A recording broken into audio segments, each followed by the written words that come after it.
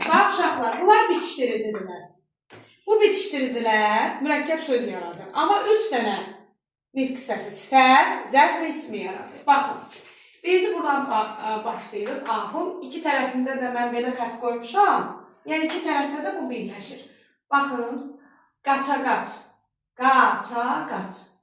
Bax, A-la birləşir. Nə? Qaça qaç. Bu isim yaradır.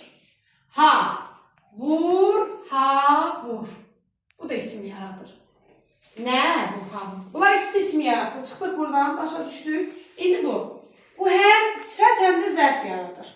Biz o sözün yanına hər hansı bir söz qoyuruq. Ya feil gələcək, ya əşya gələcək. Əşya gəlirsə sifətdir, feil gəlirsə zərfdir. Baxın, burada yazıram. Cürbəcür, indi bilmirəm də hansıdır. Növbənöv, növbənöv. Yan bayan, bir də dalbadal. Bunlar bir-birinə oxşuyur və biz ayıra bilmirik hansı sifətdir, hansı zərfdir. İndi baxın, cürbəcür nə olar? Ya kitab, ya şəkil. Deməli, mən bu yanına isim qoydumsa, sizcə bu sifətdir, yoxsa zərf? Sifət. Sifətdir, ayısı ol. Çünki yanına nə qoydum? İsim. İsmi yanında sifət gələr da.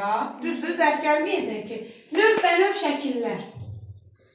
Bu da sifətdir. Ay, sağ ol. Yan bayan oturublar. Zərfdir. Ay, sağ ol.